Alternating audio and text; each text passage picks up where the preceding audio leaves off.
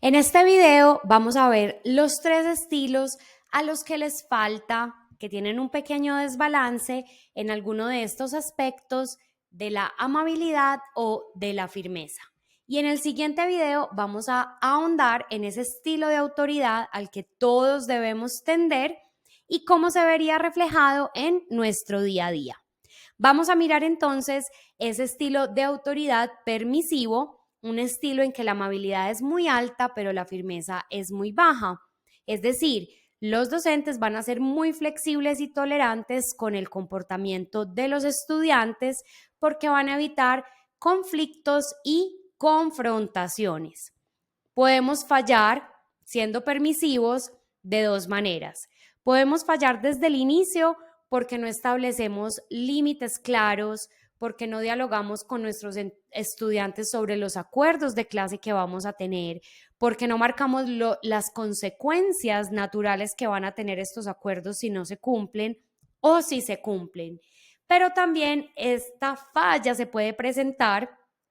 Digamos que toda esta primera parte sí la hacemos porque realmente ahí no estamos cayendo como en una confrontación con los estudiantes, pero ya que los estudiantes empiezan a incumplir algunas de las faltas, podemos caer en este permisivismo.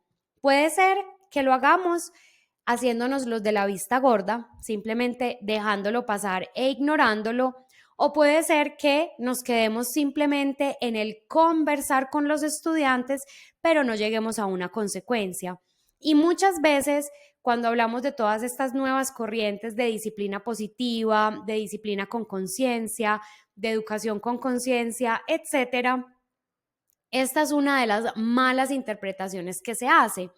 Nos quedamos en ese primer paso, que es el llamar a los estudiantes, dialogar con ellos, ver qué fue lo que pasó, cuáles fueron las causas de su comportamiento, cómo pueden mejorar, pero nunca llegamos a darles consecuencias. Y yo aquí siempre quiero ser muy clara que hay ciertas situaciones que ameritan una consecuencia, solamente la natural. Y a mí me gusta mucho aquí hacer analogías con mi vida. Yo se lo digo a los niños, pero también lo uso yo como referencia para cuando tengo que tomar una decisión. Entonces, lo que a mí me gusta mucho decirle a los estudiantes son como analogías con mi vida laboral. Entonces, yo les digo, ¿qué pasaría si yo un día vengo aquí al colegio y no traje preparada la clase? Les había dicho que había examen y yo no lo hice y no saqué las fotocopias. Entonces, los niños me dicen muchas veces, pues no sé, improvisas una clase, el rector te dice que pongas cuidado, que no vuelvas a hacer eso, etcétera. ¿Qué pasa si yo lo sigo haciendo 2, 3 o 4 veces? La consecuencia natural de eso es, y ellos lo tienen súper claro y me dicen, pues lo más seguro es que te van a despedir. Entonces, lo mismo debemos hacer nosotros con los estudiantes. Si un estudiante no está realizando una actividad, claro que sí, o las tareas, o no se prepara para los exámenes, claro que sí, lo vamos a llamar, vamos a conversar con él, vamos a ver las causas, pero si él sigue perdiendo todos los exámenes, lo natural es que va a perder el año, no lo vamos a poder dejar avanzar.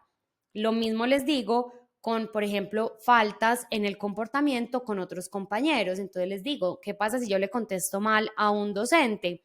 Pues probablemente la primera vez me tengo que acercar a él, pedirle disculpas, explicarle lo que pasó y hacer un propósito de mejorar. Pero si yo sigo actuando de esa manera, probablemente va a dejar de ser mi amigo, si era mi amigo. Y si lo agredo, también es muy probable que me despidan del colegio.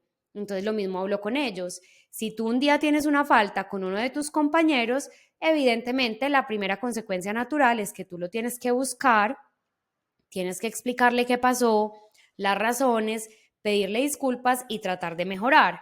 Pero si esto continúa pasando, no nos podemos quedar solo en eso, sino que tenemos que acudir al manual de convivencia y poner las consecuencias que tiene la institución para ese tipo de comportamientos. Entonces, en esta parte del permisivismo, la persona que sienta que esa es como su falencia, es muy importante que trabaje para establecer esos límites claros y enseñarle a los estudiantes que nuestros actos tienen consecuencias lógicas y también dadas por los ambientes y las comunidades en las que nosotros nos desempeñamos. Ahora pasamos a ese otro estilo de autoridad que es al revés, que es el estilo autoritario. De este hablábamos un poco en ese segundo principio que abordamos de la amabilidad y la firmeza. Ya ven por qué. En el estilo autoritario, la firmeza es alta, pero la amabilidad es baja. Los docentes sí cumplen con esa primera parte de establecer expectativas y reglas. De pronto lo pueden comenzar a trabajar desde aquí, porque este puede ser el tipo de docente que llega al salón de clase y desde el primer día dice, yo tengo 5 reglas y son esta y ya.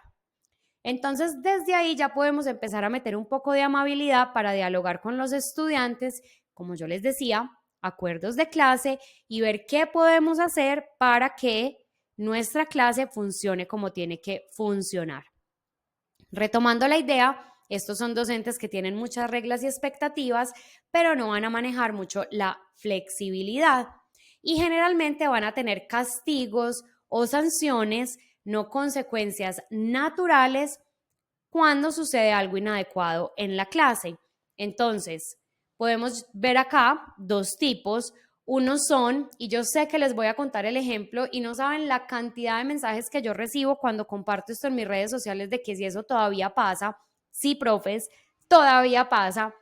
El caso del docente, que un estudiante se le porta mal en clase y el castigo es que en recreo no puede jugar con los amigos y se tiene que pasar todo el recreo caminando vueltas alrededor de la cancha o caminando 10 minutos o 15 minutos.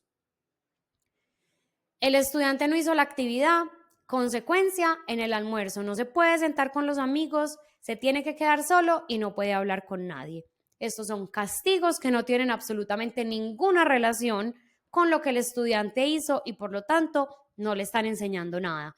Puede que cambien el comportamiento de los estudiantes y creo que eso lo hemos escuchado toda la vida. Esos docentes que son tan bravos, tan estrictos, tan exigentes, que nadie hace nada en la clase. Pero preguntémonos, ¿eso es realmente lo que nosotros queremos? Y profes, si ustedes están tomando este curso, estoy segura que eso no es lo que ustedes quieren. Y el otro caso es el del docente que, listo, puede que no sea pues ese tipo de que va a poner un castigo, puede que siga el manual de convivencia, etcétera, pero no se da ese tiempo de escuchar lo que está pasando con los estudiantes. Y profes, yo creo que eso es algo demasiado importante y por eso yo lo propongo tanto. De hecho, se supone que es algo en lo que voy a hablar en el siguiente módulo, que ya no sé si lo voy a hacer porque es que lo he repetido tantas veces. Cuando tenemos un problema con un estudiante es demasiado importante acercarnos y mirar por qué actuaste como actuaste.